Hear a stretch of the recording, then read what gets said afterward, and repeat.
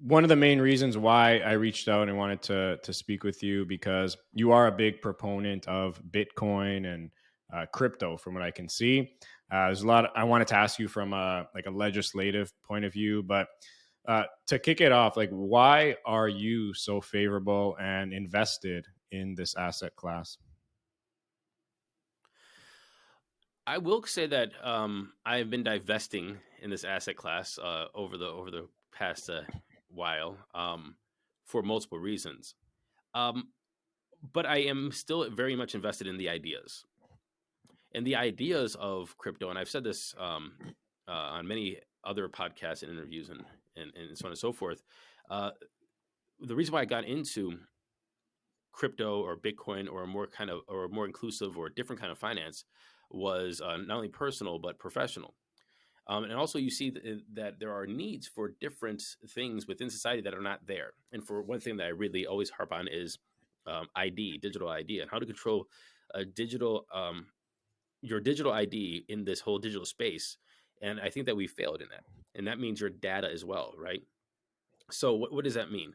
And I got this explained perfectly and beautifully to me by somebody that was a guest on one of my shows.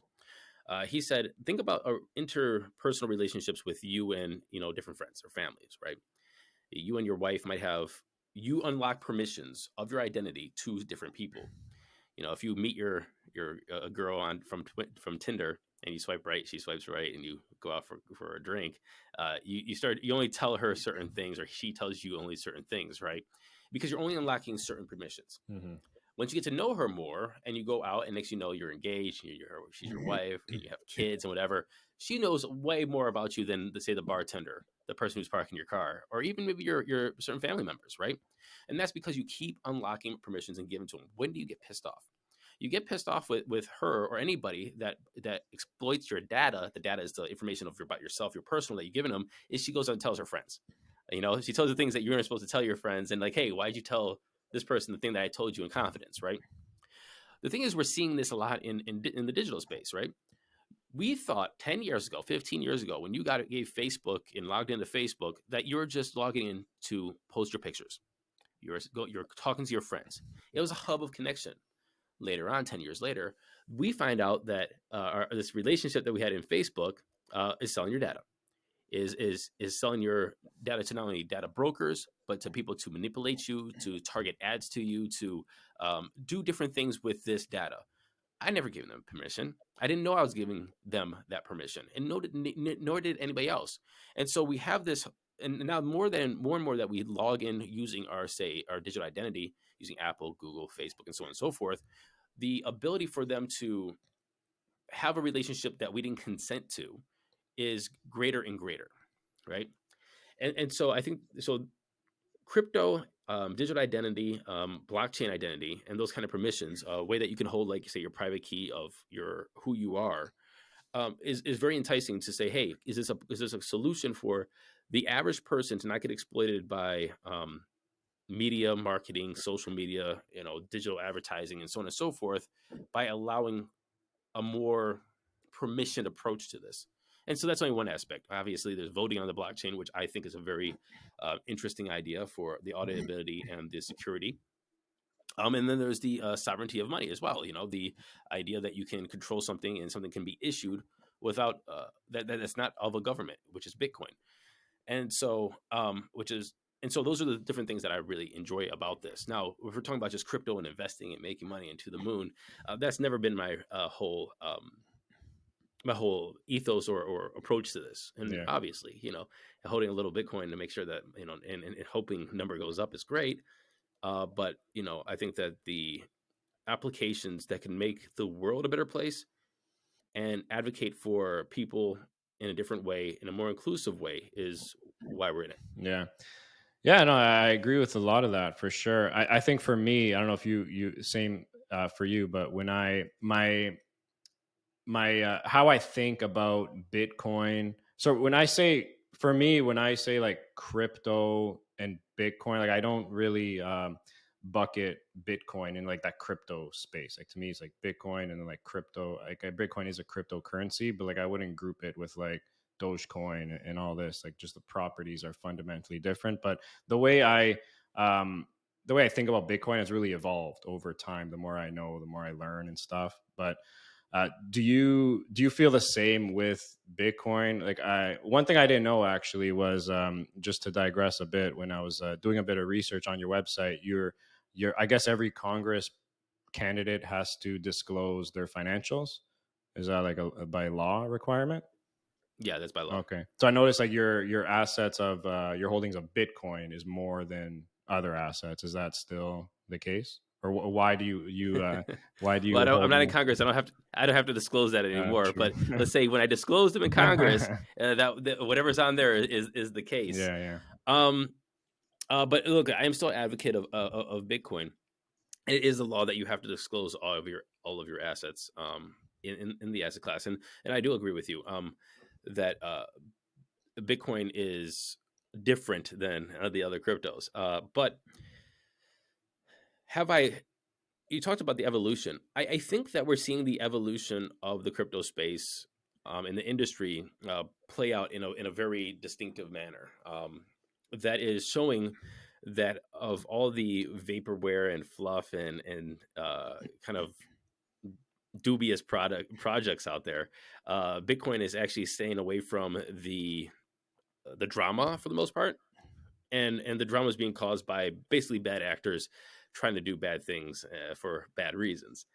And so I think that we're just seeing an evolution of the space, and we saw the evolution of the space from the last bull and into the other bear, and who was washed out. We got a new kind of gold rush, if you will, of very savvy people of creating different pseudo financial products come in and try to get rich, and those are being washed out as well, and some will survive. But I am very hopeful that this industry will continue to strive for a long time to come. But it goes back to my original statement. I hope that we continue to focus on the ethos of the good that can be done with this tech. If we're not, then I don't know what we're doing. Yeah, fair enough.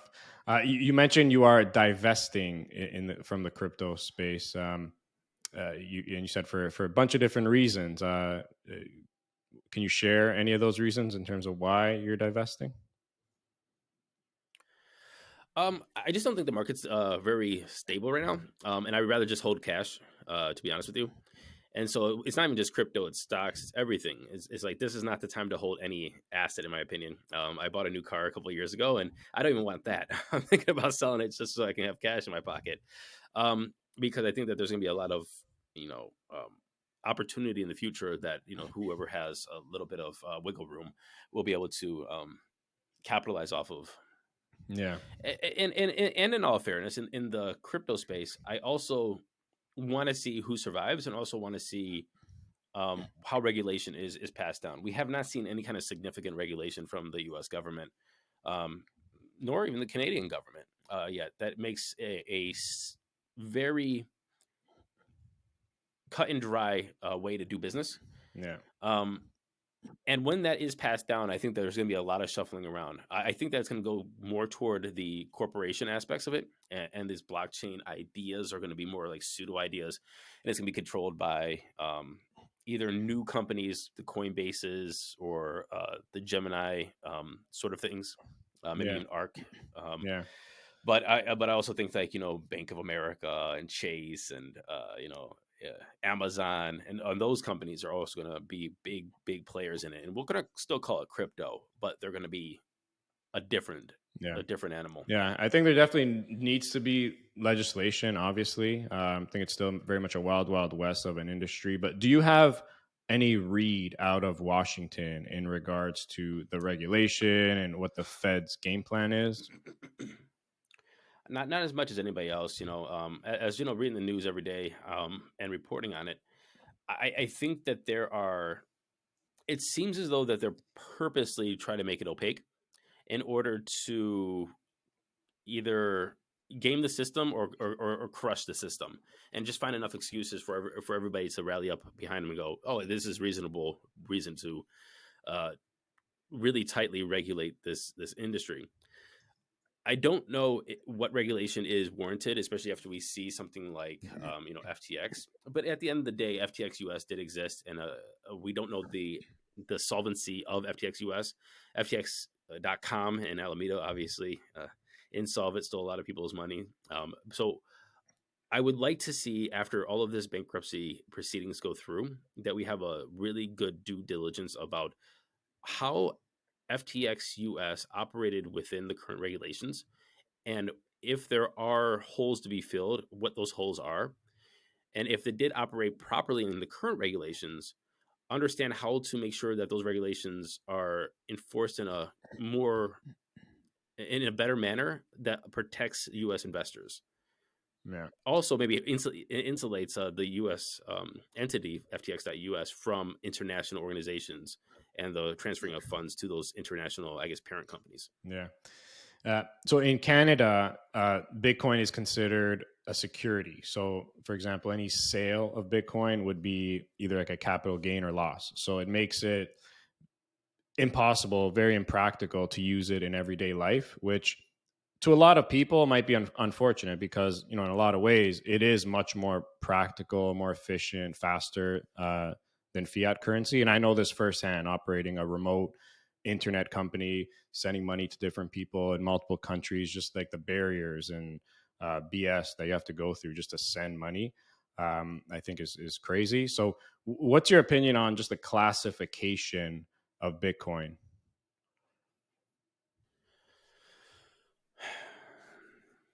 That's a good question.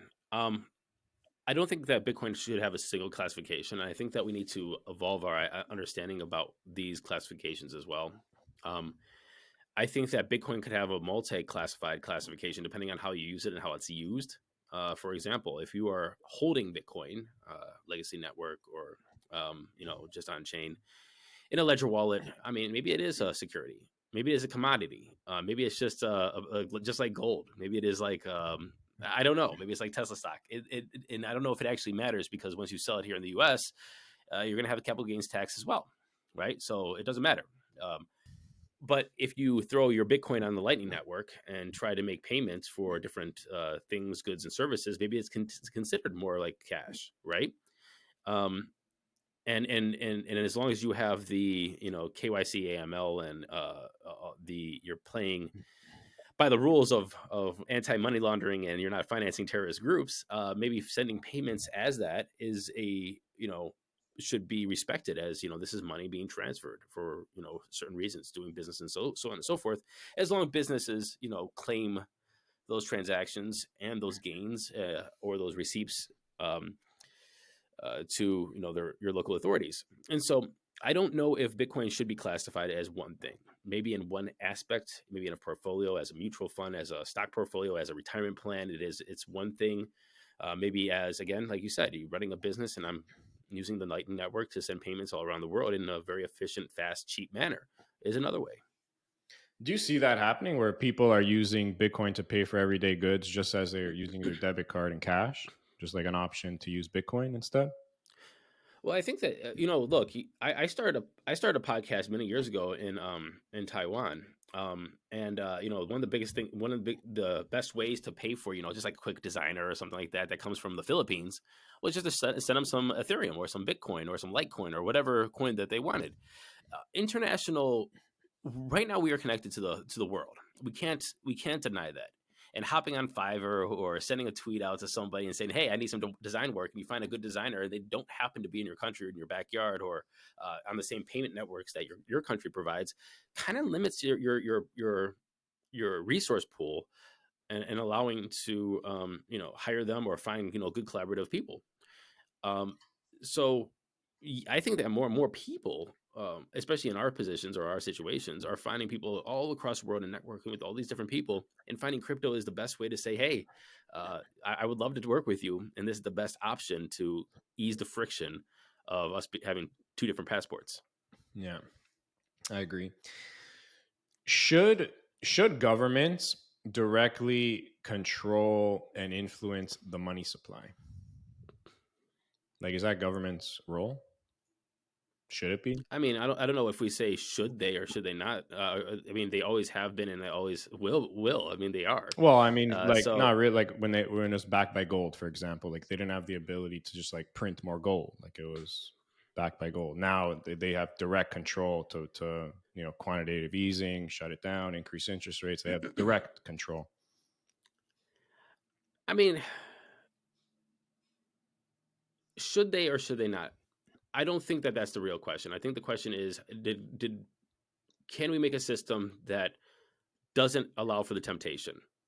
Because if the temptation is there, then the temptation is always going to be there. For example, you take it back to silver coins, from whatever country you want to say back in the day, and the reduction of silver in those coins and added in other, nickel or what have you, or making them lighter or less because they need to fund other things with those silver.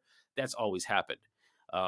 We had the gold standard, turned off the gold standard. Why? Because the temptation was there just to change the system. So I don't like the question or the idea of should they or should they not. Is there a system or a way to remove that temptation and create something that is not um, inflationary like it is? And I guess that's the Bitcoin experiment, right? And how is that going to work out in the next 20, 50, 100 centuries or so, in terms of what Bitcoin looks like in a reserve currency or money in general? I think, and the temptation is not there with Bitcoin. Yeah, And I like think yeah, that's the real exactly. That's what I'm question. getting at. I mean, but like with the current system, like the fiat system, how is it possible to remove the temptation? Like, is it possible? I mean, unless you take the Bitcoin standard, and Bitcoin back to a fiat or a Bitcoin like the gold That's what I mean. standard, But then you're no then longer again, in the fiat system. Like it's a whole new. I mean, you are, but then you're just doing the gold standard, and it's only a matter of time until the great cycle continues that they take off the Bitcoin standard and they're printing money again. I mean, so what? So it's like, do you hold gold through the centuries? I think gold is going to be there for the centuries, and so you could hold gold. Is Bitcoin the digital form of that? I don't think that if you have people creating a banking system to operate within the incentive of, or to operate with their incentives, that you're ever going to have a system that does not change like that. If Bitcoin only stays to its 21 million, then that's an amazing thing. We'll see how that plays out in hundreds of years if it's going to be around for that long. If it doesn't, then but I don't think that people are going to be able to make that distinction of no, we don't change this because the results aren't going to be good for us. If you know what I'm saying. Yeah, well, a good experiment, I guess, El Salvador right now. I mean, see how it plays out in El Salvador. Is that Bitcoin's their official currency? Um, I have different opinions about El Salvador. I mean, there's still opaqueness. It's again tied to a person, tied to a government, and tied to the benevolence of them. Bitcoin again, Bitcoin within a government system is still going to act like the government system. Bitcoin without and as a system itself is going to act like Bitcoin. but well, I see what you're saying, but at the same time, it's like how can a government control Bitcoin? Like if they're just operating in Bitcoin, I mean, everything's accessible on the chain. You can verify everything. You can't print more of it, remove any of it. Like how's that possible? I mean, again, I guess it's a good experiment. You're right. Yeah, Let's see how it plays out. yeah. Uh, a question and you alluded to it, like I want to get into CBDCs as well, but sticking to Bitcoin for a sec, why do governments all over the world see Bitcoin as a threat? And I'll give some context to the question. Like, so if a government's objective and commitment is to do what's best for the people, and let's say Bitcoin accomplishes that in a lot of ways, which it kind of does, like, doesn't that tell you that governments are more concerned about control rather than what's good?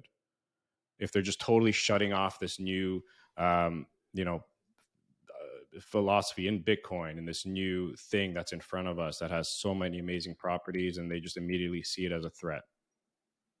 Well, I mean, how could they not see it as a threat? I mean, governments are built off of their fiat system. I mean, so yeah, it is a threat. I understand why they see it as a threat. The U.S. dollar is the global reserve currency. Anything that is going to try to, and if it doesn't have to be just Bitcoin, it could be the pound or the yuan or whatever. Um, you see it as a threat because they're talking about your own country's financial stability. Bitcoin, I think that it creates a different layer to that, because governments, one, also, yeah, want to control their money, want to control their economies, and make sure they want to have influence over the world using their money or their military power, which then turns into money as well. So, um, I mean, the why is pretty simple. I don't know if Bitcoin is actually a threat uh, to governments, but I think that it is a way to circumvent, and I think they do know that. Yeah, fair enough. CBDCs, what's your opinion on that? I know there's some experiments happening right now all over the world. I think in the US as well, if I'm not mistaken. What's your general opinion? I think CBDCs are inevitable. I think that they're probably the greatest threat to privacy and money in general. Um, they have to be, and that's, I know that's a contradictory statement that they're inevitable, and yet they're still the greatest threat. Um, but I do feel that they are inevitable. You're going to have programmable digital money in some shape or form.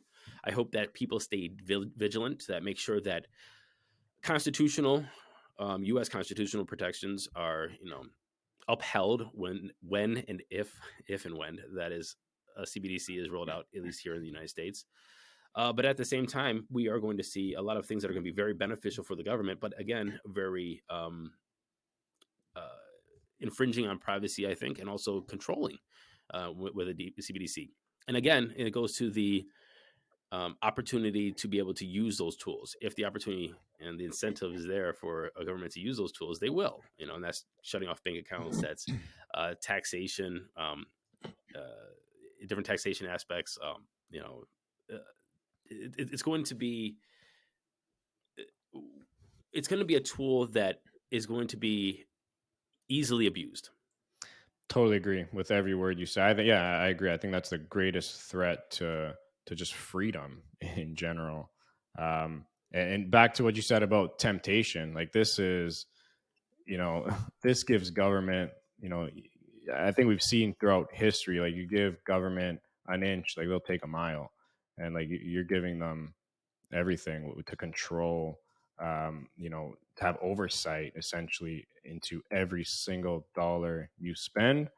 I think is pretty scary. So especially what we've seen in Canada last year with the Freedom Convoy. I don't know if you paid much attention to that, but how just hundreds of everyday citizens without any charges or even like accusations had their accounts frozen for Right. essentially no reason. So that's a pretty dangerous precedent. Um, so yeah, one thing I'd say though about the Americans and something I really appreciate about American people in the culture is how much um, Americans value freedoms and rights. And because of that, what you said about it being inevitable, I think it is inevitable in a lot of places like Canada, for example, but I don't know if it is inevitable in the US because you guys have something different that you really value these freedoms and rights. And like, do you think the people would allow this to happen? I think that if the people were tuned in on to it, they wouldn't allow it to happen. Um, I'm afraid that a CBDC in the United States will be rolled out without our knowledge for the most part, or a way to consolidate debt, or a way to couldn't declare like bankruptcy. We have a lot of debt, I don't know, just Oh a way yeah. to just like restart everything. Um, and so, yeah, I think that if the people had the information and understood the downstream effects or the possible implications of having a CBDC, I think there would be a lot of concern. And I don't know if it would be rolled out as smoothly. I just don't think that that's the game plan. I think that right now I haven't used cash in I haven't used cash I think maybe Same. almost 2 years, man. To be honest with Yeah. you, it's all been Apple Pay.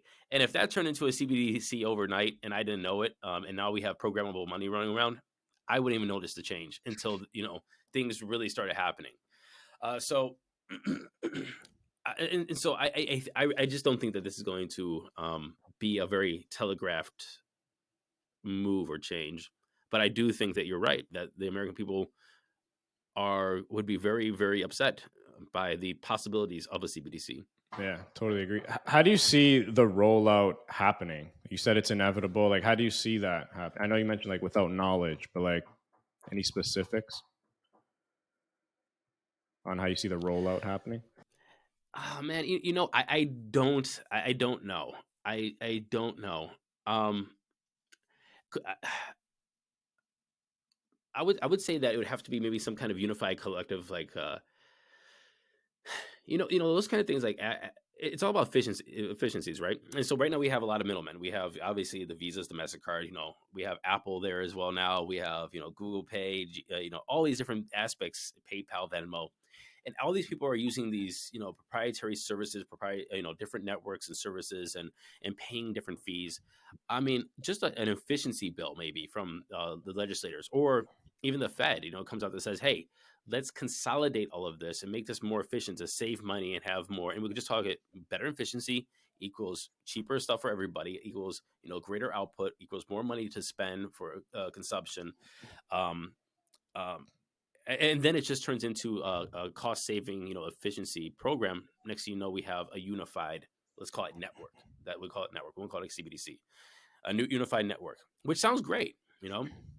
And then one day we find out that hey, because we have this unified network, the government can tax, the IRS can tax right at purchases, right? Right when everything's purchased. So you're taking your sales tax, it's going into an account I'm in Ohio, so it's in Columbus, right? And so they're taking your sales tax right there, and all these little pieces of these different taxes are being just taken at purchase, without Visa, Right. Mastercard, or big accounting fees and so on and so forth. You're saving a hell of a lot of money, a hell of a lot of time, and you have a lot of money in your account ASAP.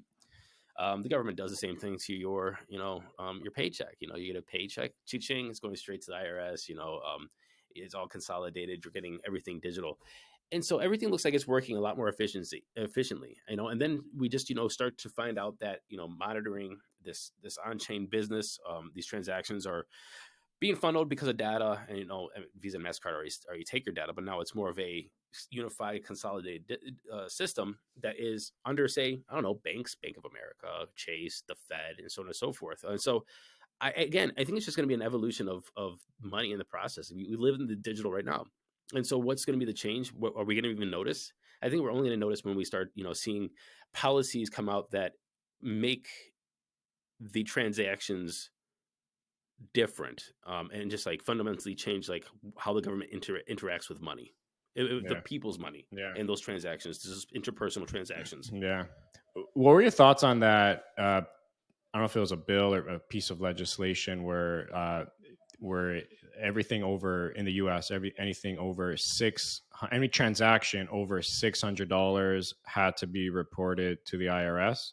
Did that get scrapped from what I saw? Or What was it? Was it transactions over, or a cumulative transactions of up to $600 and over? I'm not sure. Could be either or. From what I understood, it was like any transaction over 600, but I could be wrong. I thought it was a cumulative of up to $600 a transaction. So if I send you $20, then I send you 30, and then I send you up to 600, then I have to report that I sent you over Okay. $600. Oh, okay. Or and you have to report that you received over $600 from me, Mhm. and that's for goods or services, I think. Okay. Anyway, long story short is, again, that's what the beauty of cash. And look, I don't like it. It gives me a bad taste in my mouth. But at the same time, you have to. I do understand why the government does it. It's like, hey, how do we collect more tax revenue? That's what they're saying. And so, hence, if you don't like it, use cash.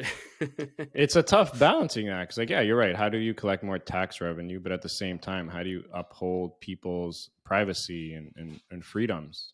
Right? Like, why does the government have to know every dollar I spend over 600? Like, is that necessary? Right. I mean, again, the rules are probably there somewhere. It's like, if you were operating in a flea market, right, and you're doing everything for cash, and every weekend you sold $1,000 worth of goods, you're supposed to claim that as income. You might not get taxed on it up to, at least in America here, I think it was like 12,000 some odd dollars or 13,000 some odd dollars until you start actually paying income taxes. But you're supposed to claim it, right? And so not claiming it doesn't mean that it's still, not claiming it is not the answer either. So is the government trying to the government is trying to get taxes from things that aren't being reported that are already reported. My problem is of course that they're trying to tax the little person. $600. Seriously, you're coming Yeah. after my $600. You're trying to make me claim my $600. For whatever. I think that's complete bullshit. They keep coming after the middle class, the middle person, the people that are just working their ass off trying to Yeah. get ahead. And pay their bills. So that's the part that pisses me off. But the government doing the government thing isn't the thing that pisses me off. Again, it's like, how do you maintain? And again, it's always up to the people. How do you maintain that privacy, that sovereignty of money? Again, that goes to the experiment of Bitcoin. How is Bitcoin going to play into this inevitability of government control, taxation, monitoring, receiving your data, and trying to squeeze every last bit out of you? And can Bitcoin be an alternative to that? A little fight against, a little pushback against, this power struggle that's happening. For sure. Do you think there's any correlation between this, like what seems like this increased desire and control by governments by creeping in closer, $600 today, tomorrow might be $100, and like increasing tax revenue, the correlation with that creep of control with just this continued debt spiral that they're in, which is totally unsustainable. 100%, man. I mean, as you know, the IRS is hiring another, what is it, 86 or 87,000 IRS agents. I mean, they're coming after us. They're coming after the little guys. They're coming after the middle class. To try to make sure that we squeeze them for whatever they have. So, and yeah, there is this correlation between the debt spiral. They're broke. But They need that's to why find way. that's like to me, They, like that's like back to full circle. Like at the core of it all is a system. Like it's an unsustainable system that I don't think has ever worked in history. Like you're never going to get out of that debt. So the only solution government has now is to just like increase the level of control and like just get every single dollar you possibly can from every person, and that eliminates rights. Like what else? What other solution do they have? I mean, I agree with you. I mean, and that's just a typical government solution. They overspend, and then they try to figure out where the money's going to come from, then they figure out like how to squeeze or where can we squeeze more taxes out of the individual. Look, over here in Cleveland, we have something. I don't know if it's all the state of Ohio, but Cleveland, we have something called the sin tax, and so they tax different things that different like they tax your cigarettes or cigars or alcohol or whatever, and a piece of that went to build the stadium, right? And so basically, our football stadium was built off of the addiction of people, right? But the government came in and the people came in and said, "Huh, I wonder how I can get money to build something I really want," right? They said, "Okay, we'll do it, but we'll figure it out." And so they taxed this whole group of individuals, right? And I always thought that was wrong because somebody who's a smoker now has to pay an extra tax for being addicted to something that he was sold to and marketed as, and now that's going to pay for the stadium. Totally uncool. That, by the way, the smoker was not even allowed to smoke in, which I thought was a little ironic. But at the end of the day, it's just financial responsibility, overspending, then trying to find ways to tax people, and again, it's this cycle, this spiral that is only going to make people who have money are going to be just fine. People without money are going to be not as fine, and you create this bigger divide, which is going to create and lead to more unrest and unhappiness, and probably protests, and then it will spiral to different parts of the evolutionary cycle. Yeah. Yeah, it's very concerning to me. I mean, I think it should be to anyone, especially me. Like I growing up in Canada and U.S., like very similar in terms of cultures and the Western values and all these rights and freedoms that we have. I think freedoms in general are something most people living where we live take for granted. Right? You never have to think about that. Up until recently, I think more people are starting to see how that's a right that can be taken away, and the governments have shown how they can do that. So I think this is just a very concerning, should be something very concerning to everyone. um, Kind of related, but like why do you think there's so much division in the US, Colleague? Same in Canada. I think I can speak for both countries, where in like I can't remember a time where the country has been more divided than it is right now in every aspect, like social, politics. Like, why do you think that is? Oh man, because I think it's engineered. It's just you want to create the easier it is to create a side, no matter what that side is. You create engagement and clicks, and the incentive systems want to create that division. So it's easy to market to this side or that side or these other, and so on and so forth. And so I think it's just an evolution of one, our lack of media choices, at least here in America.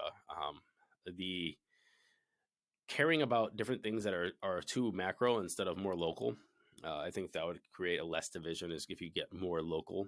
Um, and anyway, I think it's just a very purposeful system, because the more you can put people into categories and divide them, and they start acting and reacting to said categories, the more you can target them, market them, get them to click, get them to buy, get them to engage. um yeah. Yeah, dangerous stuff, I think. So Hmm. you, I should have asked this before, but you ran as a Democrat, right? Yes, sir. Okay.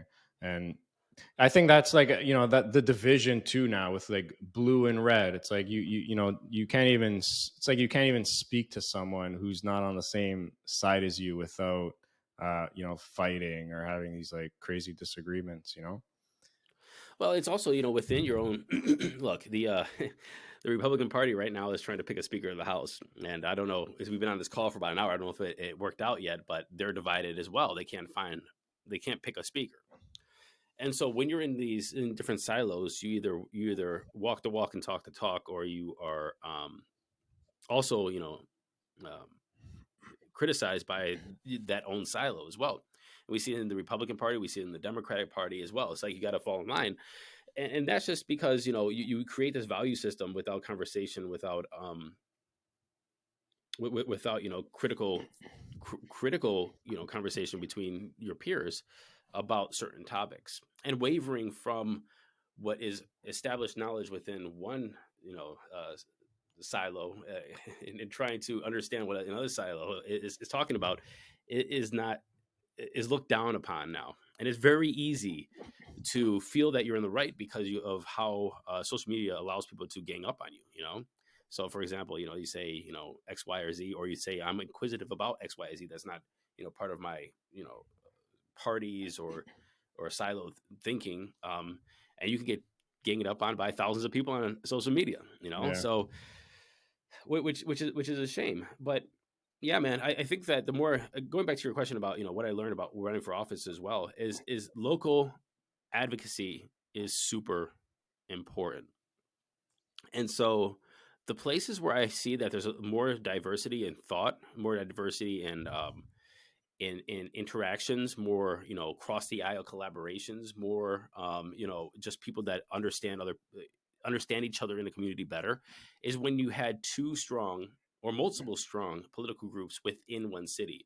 You had a strong Democrat club, you had a strong Republican club, you had a strong progressive club, and you had a strong conservative. You had different um, ones in the middle, or ones that played off of each other, that all had a group together that always cross pollinated and collaborated within that city. And within those cities, you had very robust political movements. You had a lot of good conversation. You had a lot of active people. You had a lot of people that feel content about their politics and their elected officials. And so, again, the more diversity within that conversation, thought, and people being politically active, uh, kind of smoothed out some of those tensions Yeah. that you might see in some place where it's totally one way Yeah. or totally the other way, or there is a dominance Yeah. or a bias. Yeah, for sure. And I think another thing too, back to like division, you have these, I think the average person has like perceptions of what a Democrat or Republican should be like, or what they think or what they talk about. And these perceptions are created by the media, clearly. But like it's funny, after like speaking to you today, if someone who doesn't know you, who listens to you, I don't think they would know like whether you're a Democrat or Republican. if I were to guess, I think more people would think you're probably like a Republican, because like you clearly value like these like freedoms, and like you see how governments are infringing on a lot of these rights, and that's kind of counter narrative to what the media tells you, if that makes sense. I, at first, I thank you that you said that. I've gotten that quite a bit. Maybe, look, I had a good lunch with Andrew Yang. Andrew Yang is starting the Forward Party, and we had lunch down in Florida. And the thing that I really liked about Andrew is when we had lunch, we spoke really for about a good hour, hour and a half, and we were just talking about solutions. Like and we were like, we have this problem exists. And he asked me, he's like, "What do you think we should do?" And I said, "Well, I don't know. I was maybe about this." And he come back and he said, "Well, what about this?" And I say, "No, but what about this?" And it was a very collaborative, solution focused conversation without saying that this is what somebody thought. And that's what I really respect, is the idea to bounce ideas around and see what sticks and see what works the best. And if your solutions and incentives align to create, I mean, if your solutions are for the greater good, and you find out which incentives go forward to that greater good. I don't know if they actually have a color or a political leaning on them. It's just what we think is the greater good. Yeah. One thing I would say though is that's forgotten about in the United States, and is the idea of life, liberty, and the pursuit of happiness. And I think that's something that's a, a talking point for a U.S. citizen, but I think that it should, and hopefully it does resonate for every individual around the world. And what the idea of life, liberty, and the pursuit of happiness means. And so, what makes me a Democrat is I wholeheartedly believe that the pursuit of happiness through liberty is fundamental, right? Is fundamental, and that means to pursue your religion. That means to pursue the happiness within your sexuality, pursue the happiness within your job, in your physical being. If you want to be healthy, if you want to be unhealthy, this Yeah. is how do you pursue happiness within the one life you're given. And I think that once we start trying to regulate that, we have lost the idea of what it means to be a free country, Yeah. and to uphold those life, liberty, and the pursuit of happiness. Life, liberty, and the pursuit of happiness.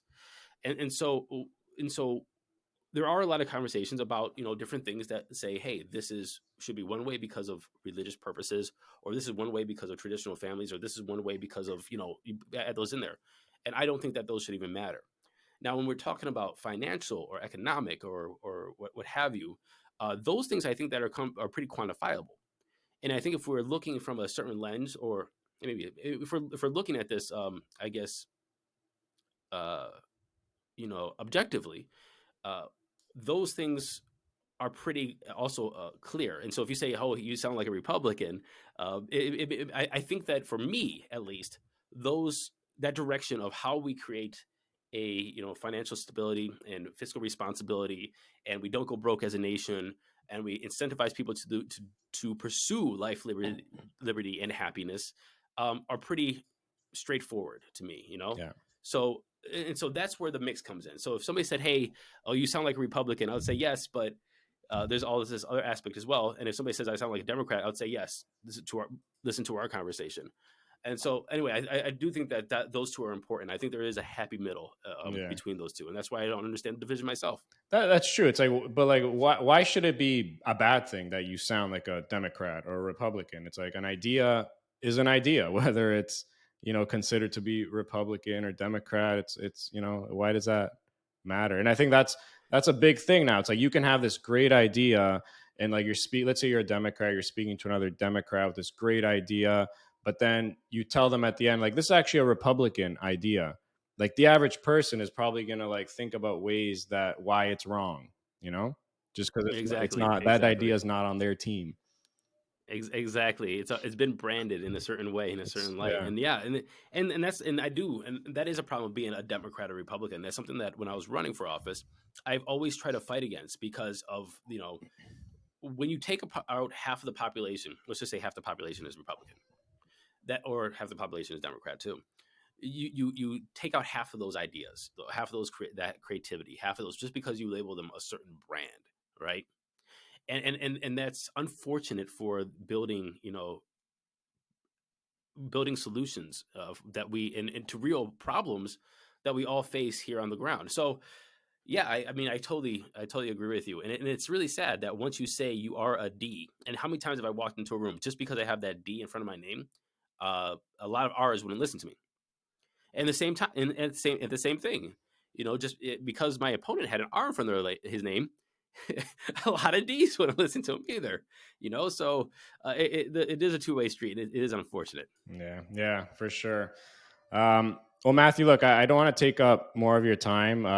Thank you so much for taking the time to speak with me. This was, I learned a lot. This was very insightful. I think anyone listening would say the same. So I really appreciate the time.